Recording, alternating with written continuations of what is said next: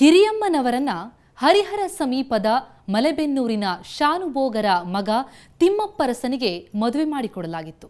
ಆದರೆ ಆಕೆಗೆ ಮದುವೆ ಸಂಸಾರದಲ್ಲಿ ಆಸಕ್ತಿಯೇ ಇರಲಿಲ್ಲ.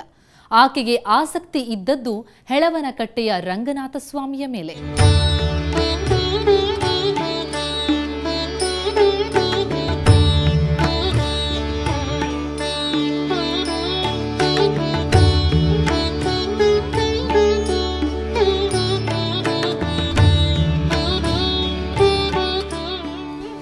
ದೇವಾಲಯವೇ ಮನೆಯಂತಾಗಿತ್ತು ಗಿರಿಯಮ್ಮನಿಗೆ.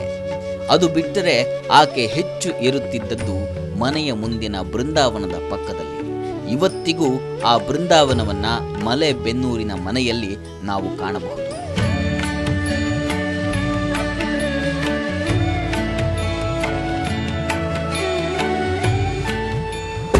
ಇದು ಮಲೆಬೆನ್ನೂರು ಅನ್ನುವಂಥ ಊರು. ಹೆಳವನಕಟ್ಟೆ ಗಿರಿಯಮ್ಮನವ್ರನ್ನ ಮದುವೆ ಮಾಡಿಕೊಟ್ಟಿದ್ದು ಇದೇ ಊರಿಗೆ. ಅಂದಹಾಗೆ ಅವರು ವಾಸ ಮಾಡ್ತಾ ಇದ್ದಂಥ ಮನೆ ನಾವಿಲ್ಲಿ ನೋಡ್ತಾ ಇದ್ದೀವಲ್ಲ, ಇದೇ ಮನೆ. ಅವರು ವಾಸ ಮಾಡ್ತಾ ಇದ್ದಂಥ ಮನೆಯಲ್ಲಿ ಒಂದು ಪವಿತ್ರ ಸ್ಥಳ ಇದೆ. ಅದನ್ನು ಬೃಂದಾವನ ಸನ್ನಿಧಿ ಅಂತ ಕರೀತಾರೆ. ಆ ಬೃಂದಾವನವನ್ನು ನೋಡೋಣ. ಅಲ್ಲಿ ಹೆಳವನಕಟ್ಟೆ ಗಿರಿಯಮ್ಮನವರು ರಂಗನ ಗೀತೆಗಳನ್ನು ರಚಿಸ್ತಾ ಇದ್ರಂತೆ.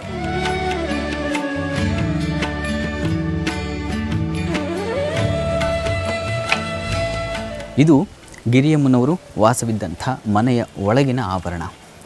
ಈ ಪರಿಸರವನ್ನು ನೋಡ್ತಾ ಇದ್ದರೆ ನಮಗೆ ಇನ್ನೂ ಆಗಿನ ಕಾಲಕ್ಕೆ ಕರ್ಕೊಂಡು ಹೋಗುತ್ತೆ ನಮ್ಮನ್ನು. ಅಂದಹಾಗೆ ಗಿರಿಯಮ್ಮನವರು ಮನೆಯೊಳಗೆ ವಾಸ ಮಾಡಿದ್ದಕ್ಕಿಂತ ಹೆಚ್ಚಾಗಿ ಈ ಸನ್ನಿಧಿಯಲ್ಲಿ ಅವರು ವಾಸ್ತವ್ಯವನ್ನು ಹೂಡಿದರು. ಕಾರಣ ಇಲ್ಲಿರುವಂಥ ಬೃಂದಾವನ. ಈ ಬೃಂದಾವನ ಸಾಮೀಪ್ಯದಲ್ಲೇ ಅವರು ಎಷ್ಟೋ ಭಕ್ತಿ ಗೀತೆಗಳನ್ನು ರಚಿಸಿದ್ದಾರೆ. ಅವರಲ್ಲಿ ಭಗವಂತನಲ್ಲಿ ತನ್ಮಯರಾಗಿ ಅವರನ್ನು ಅವರು ಮೈ ಮರೆತಿದ್ದಾರೆ.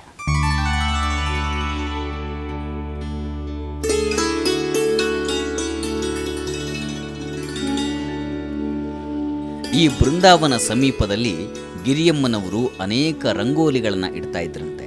ಆಕೆ ಇಟ್ಟಂಥ ರಂಗವಲ್ಲಿಯ ಮೇಲೆ ಸಾಕ್ಷಾತ್ ರಂಗನಾಥ ಸ್ವಾಮಿ ಬಂದು ಕುಣಿಯುತ್ತಿದ್ದ ಅಂತ ಹೇಳ್ತಾರೆ.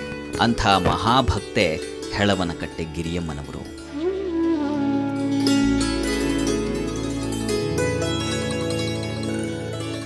ಬೃಂದಾವನದ ಸುತ್ತ ರಂಗೋಲಿಗಳನ್ನಿಟ್ಟು ರಂಗ ಸ್ಮರಣೆಯಲ್ಲಿ ಬದುಕನ್ನು ಕಳೆದ ಮಹಾ ಸಾಧ್ವಿ ಗಿರಿಯಮ್ಮನವರು.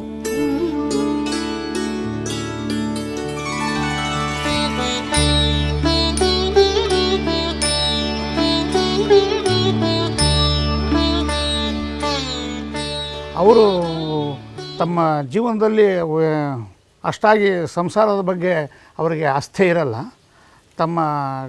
ಇದನ್ನು ತಮ್ಮ ಜೀವನವನ್ನೆಲ್ಲ ಸ್ವಾಮಿ ರಂಗನಾಥ ಸ್ವಾಮಿಗೆ ಅರ್ಪಣೆ ಮಾಡಬೇಕು ಅಂತ ಹೇಳಿಬಿಟ್ಟು ಎಲ್ಲ ಅವರ ತನ್ನ ಜೀವನದ ಇಡೀ ಸಂಪೂರ್ಣ ಜೀವನವನ್ನು ಹೆಳವನಕಟ್ಟೆ ರಂಗನಾಥ ಸ್ವಾಮಿಗೆ ಅರ್ಪಣೆ ಮಾಡಿಬಿಡ್ತಾರೆ. ಅವರ ಮನೆ ಇದು. ಈಗಿರೋ ನಾನು ನಿಂತಿರೋದು ಅವರು ಪೂಜೆ ಮಾಡ್ತಿದ್ದಂತಹ ಬೃಂದಾವನ ಇದು. ಅಂಥ ದೈವ ಭಕ್ತಿಯಿಂದಲೇ ಇವತ್ತು ಹೆಳವನಕಟ್ಟೆ ಜಗದ್ವಿಖ್ಯಾತವಾಗಿದೆ. ಆಕೆ ಬರೆದ ರಂಗನ ಗೀತೆಗಳೆಲ್ಲ ಅಜರಾಮರವಾಗಿವೆ.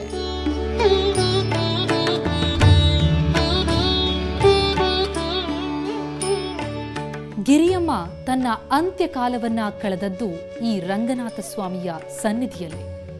ರಂಗನಾಥನಿಂದ ದೇಹತ್ಯಾಗಕ್ಕೆ ಪ್ರೇರಣೆ ಸಿಕ್ತು. ಆಗ ಸಾಕ್ಷಾತ್ ಸುಗ್ರೀವ ದೇವನೇ ಬಂದು ಹುಣಸೆ ಮರವನ್ನ ಬುಡಮೇಲು ಮಾಡಿದ್ದ. ಆ ಜಾಗದಲ್ಲೇ ಗಿರಿಯಮ್ಮ ತನ್ನ ದೇಹತ್ಯಾಗ ಮಾಡಿದ್ಲು. ಅಂದಹಾಗೆ ಗಿರಿಯಮ್ಮನವರು ದೇಹತ್ಯಾಗ ಮಾಡಿದ್ದ ಜಾಗಕ್ಕೆ ನಾವು ಹೋಗಿದ್ವಿ. ಈ ಕೋಮಾರನಹಳ್ಳಿಯಿಂದ 7-8 ಕಿಲೋಮೀಟರ್ ದೂರದಲ್ಲಿ ಕಮ್ಮಾರಗಟ್ಟೆ ಅನ್ನುವಂಥ ಊರಿದೆ. ಆ ಊರಿನಲ್ಲೇ ಬುಡಮೇಲಾಗಿರುವಂಥ ಹುಣಸೆ ಮರವನ್ನು ನಾವು ಈಗಲೂ ಕಾಣಬಹುದು.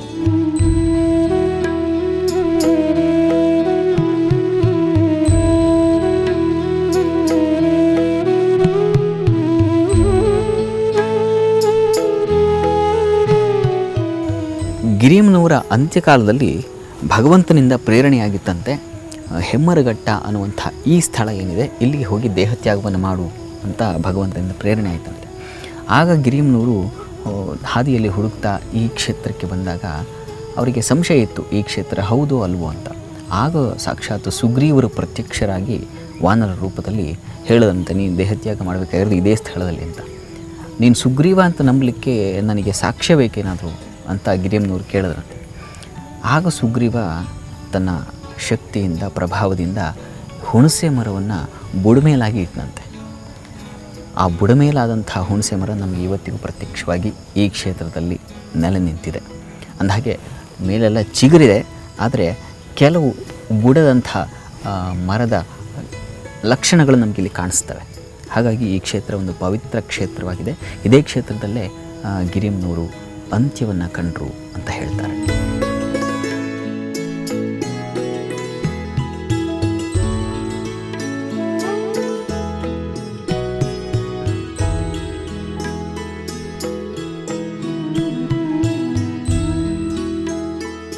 ಇವಿಷ್ಟೇ ಅಲ್ಲ, ಈ ಭದ್ರಾ ನದಿಯಲ್ಲೇ ಗಿರಿಯಮ್ಮ ಲೀನವಾದಳು ಅಂತ ಕೂಡ ಹೇಳ್ತಾರೆ. ಇದು ಹೆಳವನಕಟ್ಟೆ ಅಥವಾ ಕೋಮಾರನಹಳ್ಳಿಯ ಮಹಿಮೆ. ಈ ಸನ್ನಿಧಿಯಲ್ಲೇ ರಂಗನಾಥ ಆಶ್ರಮ ಕೂಡ ಇದೆ. ಆ ಆಶ್ರಮದಲ್ಲಿ ಶಂಕರಲಿಂಗ ಭಗವಾನರೆಂಬ ಅವಧೂತರಿದ್ದಾರೆ. ಆ ಅವಧೂತರ ವಿಶೇಷ ಪರಿಚಯವನ್ನ ಮುಂದಿನ ವಾರ ಮಾಡಿಸ್ತೀನಿ. ನೇರ, ದಿಟ್ಟ, ನಿರಂತರ ಸುದ್ದಿಗಾಗಿ ನೋಡ್ತಾ ಇರಿ ಸುವರ್ಣ ನ್ಯೂಸ್.